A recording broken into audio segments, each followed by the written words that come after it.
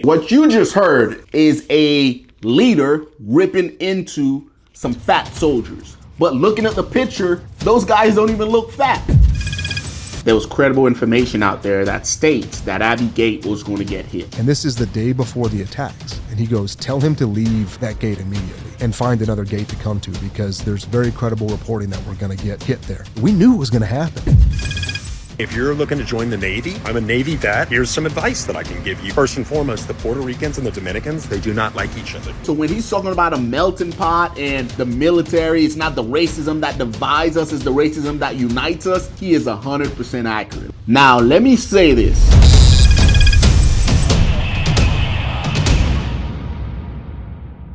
What's going on, guys? Welcome back to the Green Beret Chronicles show. I got a good one for you guys today, guys.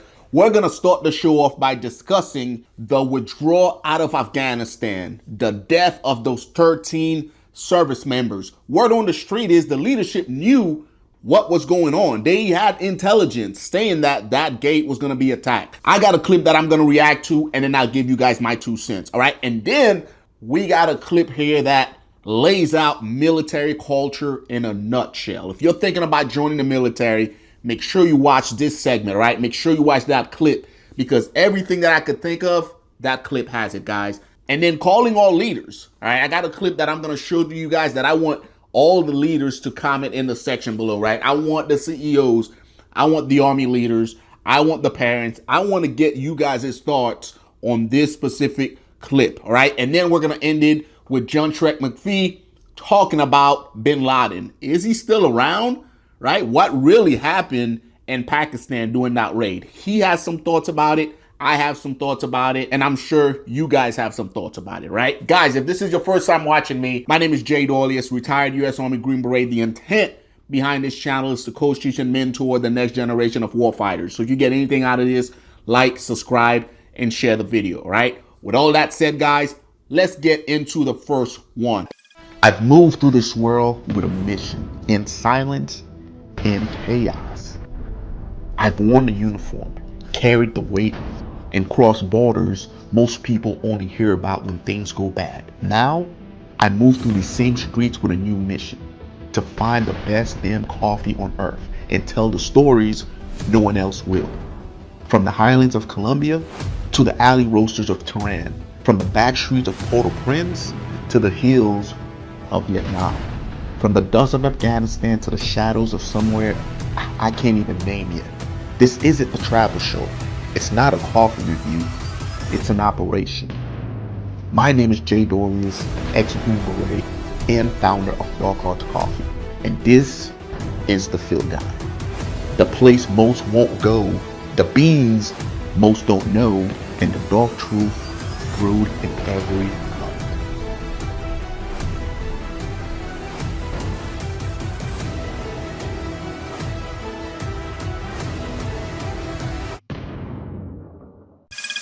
What would you say if you're a parent and you knew that your child that died in Afghanistan during that fateful day, during the withdrawal, what would you do and say if you knew that that could have been prevented? Right? Let's watch this clip, guys, and then I'll give you guys my 2 cents, because as I'm hearing this, as a former military guy myself, like it really pisses me off, right? Like it makes my balls itch to hear that incident that took the lives of 13 service members could have been prevented because intelligence was out there stating that the gate was going to get attacked. Let's listen to this clip.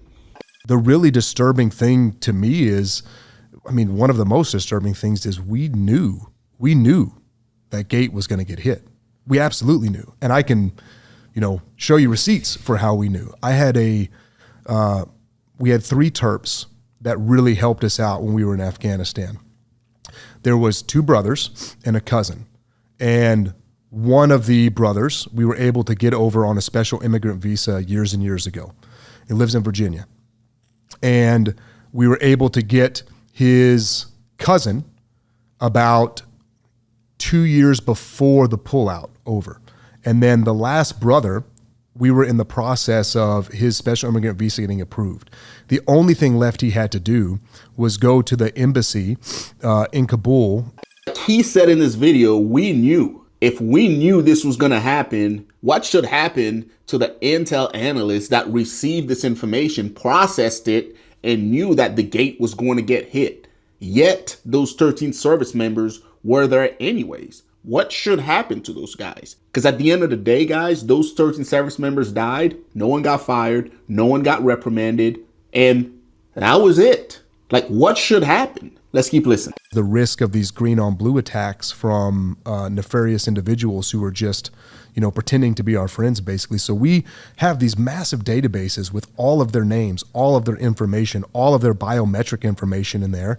And when we pulled out the way we did, guess who got control of all of those things? The Taliban did. So we knew that they were just going to be systematically decimated for supporting us. So I'm trying to work a plan, and I'm trying to get him and his family onto the gate. And he says, okay, well, cool, man, what gate are they at?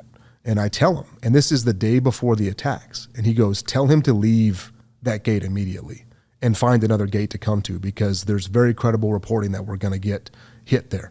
We knew it was going to happen. What do you guys think about that, guys? There was credible information out there that states that Abbey Gate was going to get hit. He got it as a civilian from people that were on Bagram, from green suiters that were there, and he was able to get this information. Now, do you guys think that those 13 service members also got the same information? And if they did, what did their leaders do to mitigate them getting hit the way that they did? Because at the end of the day, guys, we get credible information all the time, right? As a soldier, when I was doing route clearance, we got intel all this time that says, hey, there's an IED out there. It didn't matter. We still had to go clear that route. However, once we knew that information, we were extra cautious. So I guess the question remains, like, hey, who knew about it? What did they do about it? And did those 13 service members know about this, right? And should something have been done? Who's held accountable? Let's keep listening. Next day, left those service members in that position. So whose fault is that? I mean, obviously, Washington, D.C. isn't dictating that level of tactical operational control. So who fucked that up? I don't have a solid answer, but what we know we know that agencies don't play well together. We know they don't share information very well at times. And the only thing that I can think is that there was so many different things going wrong and so many different fires that they were trying to put out that they're not communicating with each other. But ultimately, what I would say is whoever the hell was in charge on the ground is the person that's responsible for that. Now, ultimate responsibility goes to the man at the top. Yeah. But the guy on the ground who was in charge of that operation. Because at the end of the day, guys, that general, whoever that is, whoever was in charge, that's who's overall responsible. The Pentagon, that's who's responsible, right? And then it trickles down to the commander on the ground. Because like he mentioned, agencies don't play well together. It's like a dick measuring contest when you get all these freaking super A-type dudes in the room, right? They hoard information like it's freaking the ring from Lord of the Rings, right? Like it's precious information. They want to hoard it and not share it. And that leads to service members getting killed, right? It's no fault of those service members. But whether the CIA had the intelligence, whether the DIA had it, whoever it was, man, it's just overall failure on their part. What that does is it creates distrust within the government. It creates distrust within the military, right? Because now as an 18, 19-year-old coming in, I'm hearing this, my thought process is going to be like, man, why the heck should I join where my leaders who are supposed to have my well-being in mind are not even doing their part to keep me safe, right? They're holding on to information that has the possibility to save my life. And because they're in a tiffy with this other agency, I'm not getting a full picture of what's going on. And that could lead to me dying. Like, why would I sign up for that? And as messed up as that is, guys, that is the case. I remember being downrange in 2014 doing operations, and the CIA would big dick us all the time, right? And it's like, man, like that's not how we do business. We're supposed to be a coalition. We're supposed to be working together, but that's not the case. That's not always the case, guys. And that's unfortunate. What are you guys' thoughts about this one, guys? Who should be held responsible? Do you think they have been? And if you're a family member, if you're a mother or father, like, would you let your kids join nowadays knowing this information? But yeah, let me know what you guys' thoughts are, guys. Let's transition into another one, guys. We are going to talk about military culture. Now, we know for a fact that when it comes to war, when it comes to going down range and doing work, we don't really care about the political side of things. We're not doing it because we're, some believer in whatever cause the politician threw at us. Because over the past couple of years, we've seen how deceptive politicians could be as far as sending young men and women to war. However, the military culture, the men to your left and the men to your right, that's one of the biggest reasons why I serve, right? I got a clip here that describes military culture in a nutshell. Let's take a listen. All right, I saw somebody giving advice to a guy joining the military. So I wanted to do my own little thing of like, hey, if you're looking to join the Navy, I'm a Navy vet, and here's some advice that I can give you from a white guy, okay? Because the Navy is the most interesting study of human nature and tribalism that you're ever going to witness in your entire life. It's not the racism that divides you, it's the racism that unites you, okay? First and foremost, the Puerto Ricans and the Dominicans, they do not like each other. They don't know that you don't know the difference. All right, so this guy's in the Navy, right? He's in the Navy and he's talking about how big of a melting pot the Navy is. But I don't think this video is restricted or is secluded to just the Navy. I think it applies to the entire military as a whole, whether it's the Army, the Air Force, the Marine Corps, the Navy. I think this video still applies, right? And he's going to go through some of the different stereotypes. And I can tell you right now, man, some of the same stuff that he's talking about here applies on the Army side also, right? Because at the end of the day, guys, the Army is a melting pot. It's a melting pot with a variety of individuals from all walks of life. I remember being in basic training in 2003. This is 2003, guys, about 23 or so years ago, right? And there were guys there that has never seen a black dude before. And I'm like, wait, what? Is that even a thing? And then I had to, switch my thinking and be like, okay, yeah, I got it. I'm from New York City, right? Melting pot, you see everybody down there, right? But this guy was from a small town in like Nebraska, never seen a black dude before. And I found this dude staring at me in time. I'm like, what are you looking at, right? And then we got to talk and became friends and came to find out, like he saw us on television and that was it, So when he's talking about a melting pot and the military, it's not the racism that divides us, it's the racism that unites us. He is 100% accurate. Let's keep listening. Okay. There are a lot of Filipinos. Okay. Shout out to my rackmate, Pakanana. I hope that English is getting better, my boy. Third, if you need a haircut, the brothers are running the barber shop, okay? They do not have scissors. You're getting a fade. If you're tight with them, if you know a little bit about the culture, maybe they'll hook you up with, like, some lines. Just imagine a black guy walking into a room full of white guys that are cutting hair, but the only music that's playing is Alice in Chains. It's intimidating. Similar situation, but in reverse, is going to happen to you out there on the boat. Now, he's talking about how certain aspect of the Navy, certain groups run it. It's no different than the military, guys. And the Army supply is mainly African Americans, right? It's heavily black dudes over at supply. It is what it is, guys. Majority of the support jobs, that's how it is, all right? And then when he's talking about tribes, guys, of course, within the military, it's wild because while we're at work, right, within the company, like we're just spread out for the most part, right? But once work ends, once it's 5 o'clock, everyone tends to click up, right? I remember when I was in Kansas, dude, like once work ended, it was me and like 3 of my freaking buddies. We went out partying. We were all black, right? And it was the same thing with some of the other factions within the platoon. You had all the Hispanics together, right? You had all the black dudes together. You had some of the white dudes together, right? You had some of the Samoans together, right? Yes, we come together. But once the clock strikes 5 and everybody was able to go out their different ways, it was completely different. Some of the guys we saw in civilian clothes, we barely recognized them, right? So what he's saying here is absolutely correct, guys. We do tend to tribe up once the clock ends and we're no longer at work. Let's keep listening. Everybody's, it's chill. It's a chill time. Oh yeah, one more thing. Stereotypes surrounding the swim qual at boot camp.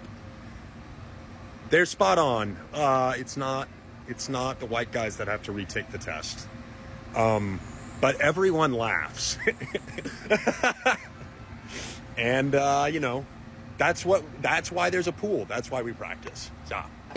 And guys, when it comes to the swim thing, Again, it's a stereotype, but it's a true stereotype, right? I remember being one of those guys that failed the swim tests, right? I was one of those guys.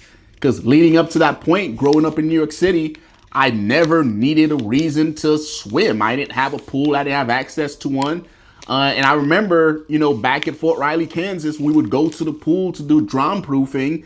And I was just there, just messing around. I didn't take it seriously at all. It wasn't until I made the decision to go to selection, I started getting serious about it. And I actually taught myself how to swim, right? Leading up to that point, it was just a joke, right? So what he's saying is absolutely correct. It is mainly African Americans that don't know how to swim, right? And again, there's nothing wrong with it. It is what it is. It's a stereotype, right? What are you going to do about it? That's what really matters. So let's keep listening. I guess what I'm saying is, if you're joining the military in general, get ready for one of the most enlightening cultural experiences of your entire life. You're going to be more patriotic than you've ever been, and you're going to hate every second of it. It's I have nightmares about it, and I hate all of you that I served with, and I love you, and I miss you so dearly, and the memories that we share are some of the fondest I'll take to the grave with me. And I still have a hangover from some of those nights, and some of you need to stay out of the strip clubs. So it's okay. But yeah, guy, that video right there, that clip right there sums up military culture in a nutshell. It is the most unique experience that I've ever had in my entire life, and I wouldn't trade it for anything in the world. The people you're going to meet, the shenanigans that are going to take place, you will forever, forever cherish those moments for your entire life. So if you're thinking about going that route, go see your local recruiter, join up. I promise you, you won't regret it at all, right? Calling all leaders. Let's watch this next clip, right? This clip right here is what it's all about. But I want to get your feedback as far as how you would handle that situation, right? After hearing this, what would you do? Let me know in the comment section. Let's watch this clip. Hey, to get fucking fat in this fucking institution, right? Fucking zero fucks given as a fucking PFC. All right, so what you just heard, if you're confused by it, is a leader ripping into some fat soldiers. But looking at the picture, those guys don't even look fat, right? But guys, I'm from the Army side, right? Maybe for the Marine Corps, those guys are considered fat, right? But on the Army side, they look just fine to me, right? 3 of them are lined up, just getting their ass chewed for being fat in uniform. Now, Marine Corps, is that how you guys do it? Right? Is that the tone that you take when you're talking to your privates over there? And 2, is it effective, right? Is the scare tactics working? Or maybe it's a last resort. Maybe those guys have gotten talking to before, they haven't been listening, and this is the straw that broke the camel's back. Maybe that's the case. I remember having fat soldiers on the Army side. I remember taking them on PTE and trying to get them in shape. But man, I've never lost my temper like that, right? I don't even think I have the bass in my voice to be able to yell in the manner that this guy was yelling, right? What would you do if this guy was one of your subordinates? What would you do if you were a full bird colonel? What would you do if you were a general? What would you do if you was a first sergeant and you heard this guy yelling at those soldiers like that, right? Would you chop it up to just, hey, this is Marine Corps culture? Or would you say something to that guy? Or maybe that's just how the guy is, man. But I saw this clip. I thought it was very interesting. I wanted to share with you guys, and I wanted to get you guys' 2 cents as far as, is this leader right in handling this the way that he's handling it? And from a soldier's perspective, would you be receptive to this type of ass chewing? Would you take everything that that leader is saying and would you apply it based on how he's speaking with you and based on how he's yelling at you? And from a parental standpoint, if this is one of your kids, how are you feeling about that? All right? Are you chopping it up to, hey, this is what he signed up for. He needs good order and discipline. Or, man, this dude needs to tone it down a little bit. All right, let me know, guys. Very interesting clip. Wanted to share with you guys. If you're a Marine out there, I definitely fear for you, right? But let's get into this next one, guys. Very interesting clip that I found as it relates to Osama bin Laden and one of the guys that was there. He was at Tora, Bora, right? John Shrek McPhee had a lot of interesting things to say as it relates to bin Laden, right? Let's take a listen to this clip. Some tapes were released.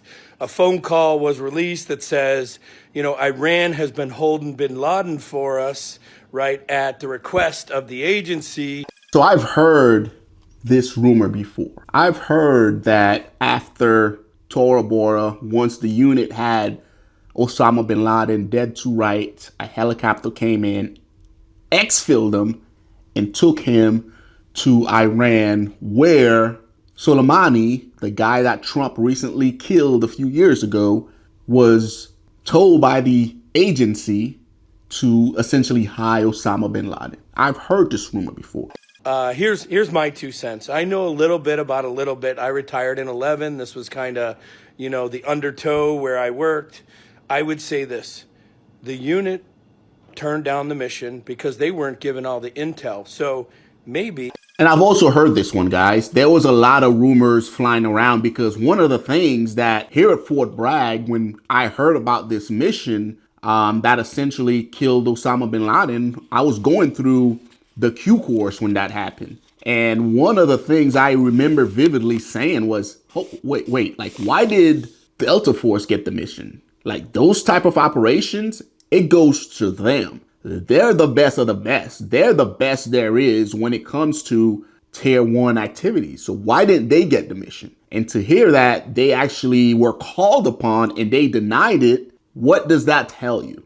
I'm talking about this is like the #1 guy that everybody's been hunting for the longest. Now, let me say this, right? The agency's got a shady freaking past. Awesome entity, and I respect what they're doing, but they've done some shady shit in the past.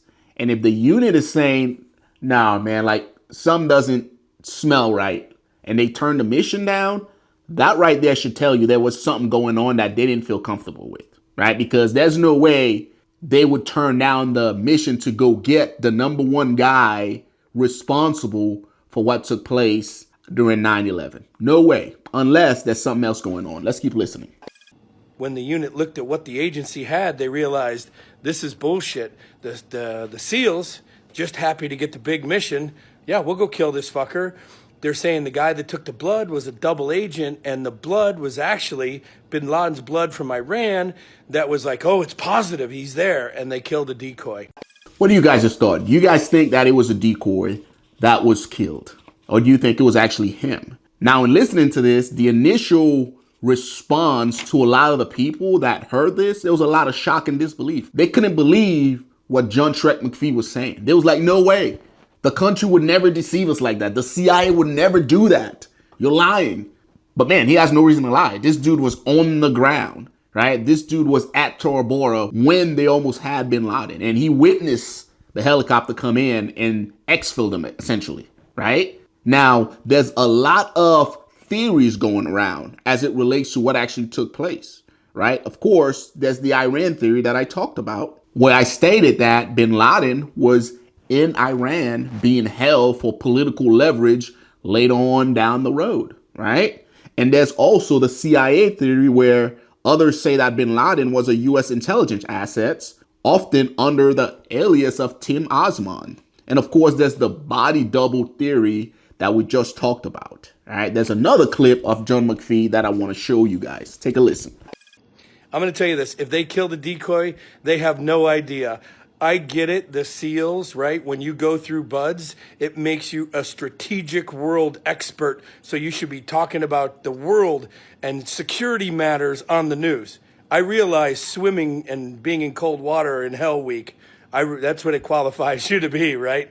But, Rob O'Neill came out and said, we didn't kill no decoy. And look, Rob's a patriot, did his time in the Navy, right? I applaud that. But I'm going to tell you this.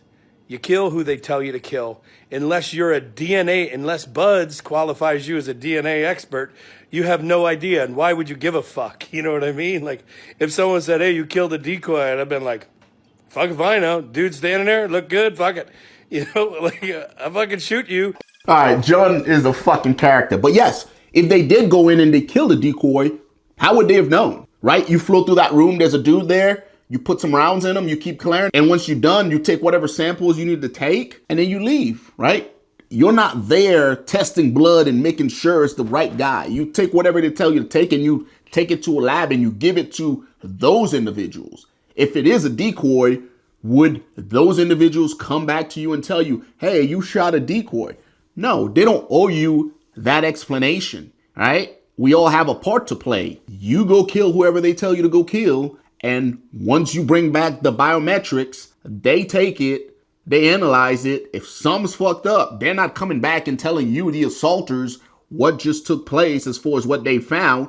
No, they're going above you to the leaders, to the commanders, and they're saying, hey, this was a decoy. And those people at the very top, right, they don't want to get embarrassed. They're going to take it and say, what was a decoy? No, it wasn't. It is exactly who we went after. And that's the end of that conversation. Eager to hear what you guys think about what John just said as it relates to bin Laden and them actually shooting a body double as opposed to the actual guy. And what are your theories? I'm eager to hear what you guys think.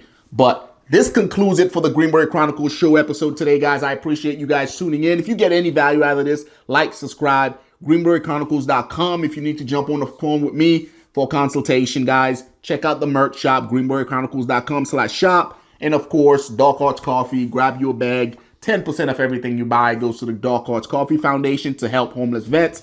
I appreciate you guys. And until next time, guys, take care of yourself.